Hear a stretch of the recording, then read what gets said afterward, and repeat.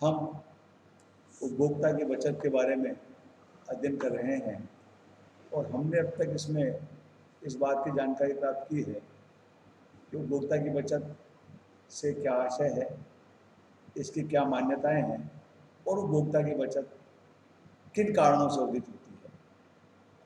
इसके पश्चात आज जो हम अध्ययन करेंगे वो करेंगे उपभोक्ता की बचत को मापने में कठिनाई, यानी what are the difficulties in calculating consumer surplus.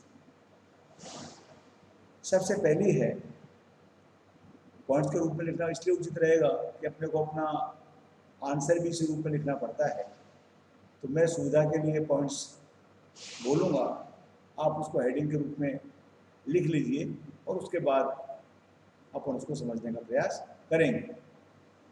पहला पॉइंट है, मांग मूल्यों की पूरी सूची उपलब्ध नहीं होती। मांग मूल्यों की पूरी सूची उपलब्ध नहीं होने का आशय ये है कि उपभोक्ता की बचत में हम ये मान करके चलते हैं कि एक उपभोक्ता को इस बात की जानकारी है कि किसी वस्तु की या वस्तुओं के अभाव में वो उनकी कितनी कितनी कीमत पर कितनी कितनी मात्रा खरीदेगा। अर्थात वो अपने मन में एक काल्पनिक मूल्य सूची रखता है और ये सोचता है कि अमुक अमुक वस्तु को यदि वो इस कीमत पर प्राप्त होगी तो वो इतनी मात्रा खरीद लेगा और इतनी कीमत रहेगी तो इतनी मात्रा खरीद लेगा। अर्थात ये मान करके चलता है कि उपभोक्ता अपने मन के अंदर एक मानसिक विश्लेषण करता रहता है और विभिन्न वस्तुओं की संभावित कीमतों को या वो नहीं मिलने पर वो अपनी तरफ से क्या कीमत दे सकता है, ये सारी कैलकुलेशन अपने मन में रख करके चलता है। आलोचक या मापन में कठिनाइयों को यह कहते हुए अभिव्यक्त किया गया है कि वास्तव में उपभोक्ता को ऐसी कोई कैलकुलेशन वो अपने दिमाग में नहीं रखता है या नहीं कर सकता। या कहने का मतलब सामान्यतः एक उपभोक्ता ऐसी कोई कैलकुलेशन अपने दिमाग में नहीं रखता और न इतनी सारी वस्तुओं के बारे में काल्पनिक रूप से सोच सकता कि किस किस कीमत पर वो किसी वस्तु की कितनी कितनी इकाइयों को खरीदेगा। आलोचक कहते हैं कि उपभोक्ता पहले वास्तव में जाकर के भाव पूछता है और भाव पूछने के बाद में उसकी अपनी क्वांटिटी को डिसाइड करता है और फिर वस्तु की वो खरीदता है और जो कीमत वो देता है और जो पूछता है वो दोनों एक ही होती है, इसलिए उपभोक्ता की बचत वाली कोई बात उसको होती ही नहीं। तो पहली कठिनाई उपभोक्ता की बचत ये है कि मांग मूल्यों की पूरी सूची उपलब्ध नहीं होती। मांग मूल्यों की सूची से तात्पर्य यह है कि उपभोक्ता की बचत में ये मान करके चला जाता है कि एक उपभोक्ता किसी वस्तु की किन किन कीमतों पर कितनी कितनी इकाइयां खरीदने को उद्यत होगा या कितनी कितनी अभाव की स्थिति में कितनी कितनी कीमत देने को मानसिक रूप से तैयार होगा, परंतु वास्तव में ऐसा होता नहीं है। दूसरी, उपभोक्ताओं की आर्थिक स्थिति में भिन्नता। उपभोक्ता की बचत को मापने में यह भी एक कठिनाई है कि उपभोक्ताओं की आर्थिक स्थिति में भिन्नता पाई जाती है। सही है। अब एक उपभोक्ता मान लीजिए धनिक है, स्वाभाविक रूप से मुद्रा की सीमांत उपयोगिता उसके लिए कम होगी, वो उस वस्तु के अभाव की स्थिति में उसको प्राप्त करने के लिए कुछ भी कीमत देने को तैयार हो जाएगा और वास्तव में उसको कम कीमत देनी पड़ रही है, तो उसकी उपभोक्ता की बचत का लेवल तो बहुत ऊंचा हो जाएगा। दूसरी ओर एक ऐसा उपभोक्ता है जो रैशनल है, विवेकशील है, जिसकी इनकम कम है, तो वह उपभोक्ता तो अपनी उस वस्तु के लिए जो कीमत देगा वो उतनी नहीं देगा, या उतनी नहीं देना चाहेगा जितना कि कोई धनिक व्यक्ति देने को तत्पर है या दे सकता है या देने के लिए मानसिक रूप से तैयार है। ऐसी स्थिति में बाजार में दोनों ही प्रकार के व्यक्तियों को, धनिक को भी और निर्धन को भी, दोनों को अपनी वस्तु के, एक ही वस्तु के लिए समान कीमत देनी पड़ रही है। ए नामक धनी व्यक्ति को एक्स वस्तु के लिए भी 10 रुपये कीमत देनी पड़ रही है और बी नामक सामान्य व्यक्ति को एक्स नामक वस्तु के लिए भी 10 रुपये कीमत देनी पड़ रही है। परंतु पहला व्यक्ति जो धनी है वो तो मान लीजिए उसके लिए 100 रुपये तक कीमत देने को तैयार था और दूसरा सामान्य व्यक्ति है वो मान लीजिए 20 रुपये देने को तैयार था। तो पहले केस में तो 90 रुपये की बचत प्राप्त हो रही है और दूसरे केस में 10 रुपये के बराबर उपभोक्ता की बचत प्राप्त हो रही है। तो सवाल ये है कि इसको क्या माना जाए, क्या उपभोक्ता की बचत को 90 माना जाए या 10 माना जाए। थर्ड, स्थानापन्न वस्तु के कारण कठिनाई।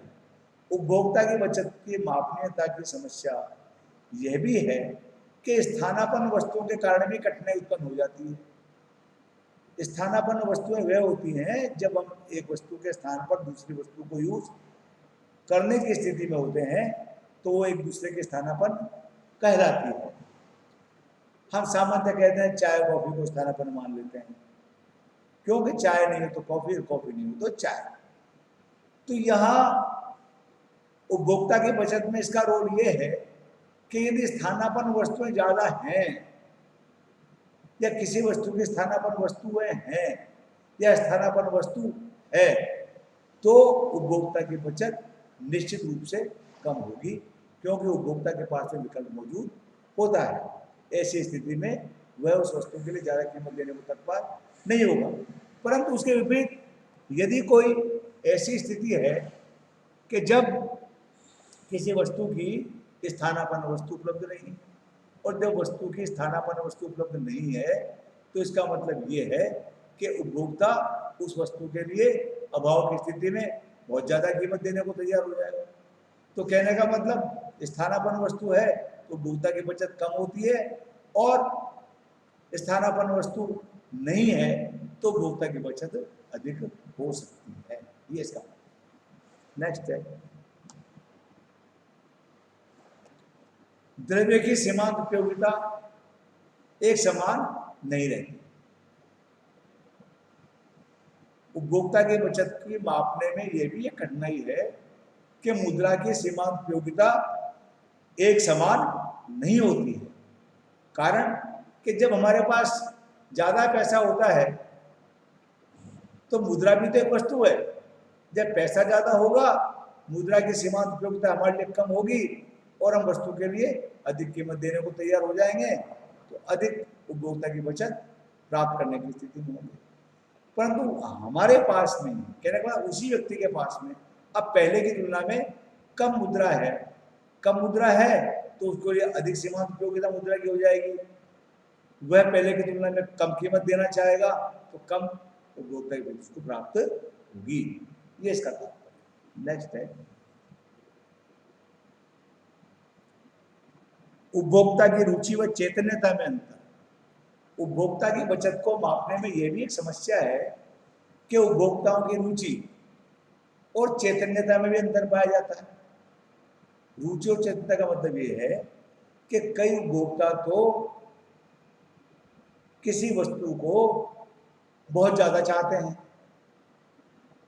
तो वो उसके मूल्यों से प्रभावित नहीं होते हैं, उनको वो वस्तु चाहिए ही चाहिए होती है। दूसरी ओर ऐसे व्यक्ति हैं जो बहुत ज्यादा किसी वस्तु से जुड़े हुए नहीं है, बंधे हुए नहीं है। तो कहने का मतलब ये है कि जब उपभोक्ता किसी वस्तु को ज्यादा चाहता है, ज्यादा पसंद करता है तो वह उस वस्तु के लिए अधिक कीमत देने को तैयार हो जाएगा। और इसके विपरीत यदि कोई उपभोक्ता किसी वस्तु को कम चाहता है तो वह उसके लिए कम कीमत देने को तैयार होगा या सामान्य कीमत देने को तैयार होगा। तो रुचि ज्यादा तो उपभोक्ता की बचत ज्यादा, रुचि कम या सामान्य तो उपभोक्ता की बचत भी कम। यह भी एक आलोचना का विषय है।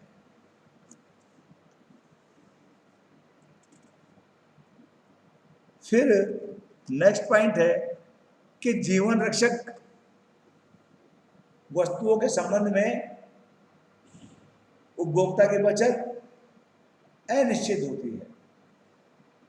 जीवन रक्षक वस्तुएं कौन सी? वस्तुओं को आप 3 भागों में बांट सकते हैं। पहली तो होती है अनिवार्य आवश्यकता की वस्तु, दूसरी होती है आरामदायक आवश्यकता की वस्तु, और तीसरी होती है विलासिता की वस्तु। तो उपभोक्ता की बचत का आकलन करने में यह भी एक कठिनाई है कि जीवन रक्षक वस्तुओं के संबंध में इसको कैलकुलेट करना इतना आसान नहीं है। मान लीजिए व्यक्ति धनिक है और वो रेगिस्तान में फंस गया, उसको प्यास लग रही है, प्राणों पर बनाई है, तो वह तो पानी की 1 इकाई के लिए या भरपेट पानी पीने के लिए कुछ भी कीमत देने को सक्षम है।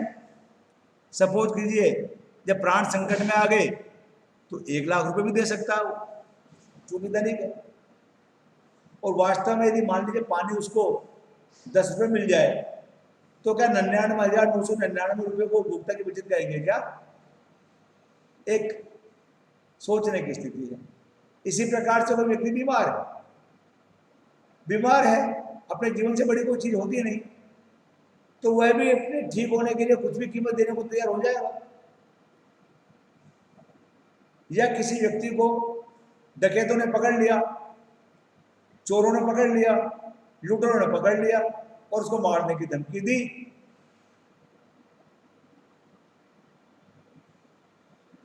तो वह व्यक्ति अपने जीवन के मूल्य के लिए कुछ भी कीमत देने को तैयार हो सकता है, हो जाएगा।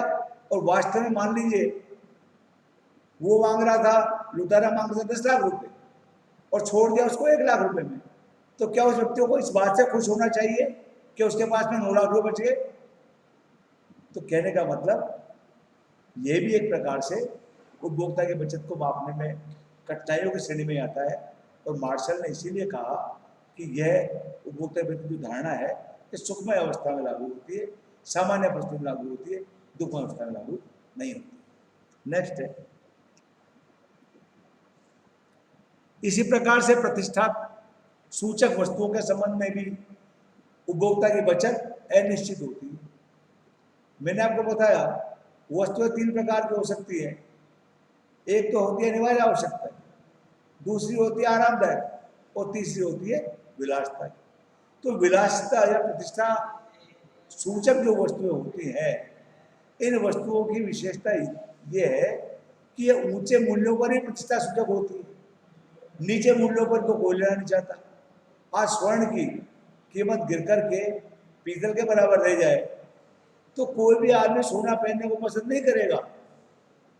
आदमी सोना तभी खरीदेगा या सोना तब तक ही प्रतिष्ठा सूचक रह जाएगा जब तक उसकी प्राइजेस हायर हो। नेक्स्ट है, प्रोफेसर पैटन ने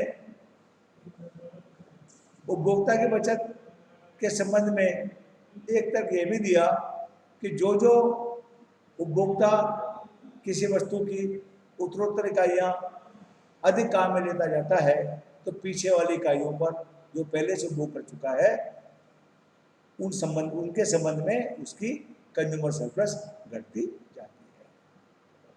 तो मुख्य रूप से यही मेन बात है। और एक और है लास्ट,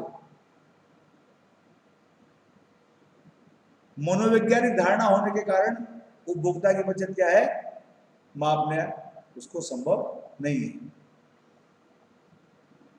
गणनात्मक दृष्टिकोण कतिपय मान्यताओं को लेकर चलता है, जैसे उपयोगिता मापनीय है, द्रव्य की सीमांत उपयोगिता स्थिर रहती है, उपयोगिता एक दूसरे से स्वतंत्र होती है, इत्यादि इत्यादि। यहाँ आलोचक ये कहते हैं कि उपयोगिता एक मानसिक विचार है और जिस प्रकार से आप अन्य मानसिक विचारों को मुद्रा रूपी पैमाने के द्वारा संख्यात्मक दृष्टि से या संख्यात्मक रूप से अभिव्यक्त नहीं कर सकते, ठीक उसी प्रकार से आप किसी वस्तु से मिलने वाली उपभोक्ता की बचत को, चूंकि यह भी एक मनोवैज्ञानिक धारणा है, आप माप नहीं कर सकते। तो मुख्यतः यही जो मैंने आपको भी बताया, यही वो मुख्य समस्याएं हैं या वही मापनीयता की समस्याएं हैं जो उपभोक्ता की बचत को मापने के संबंध में दिखाई देती है।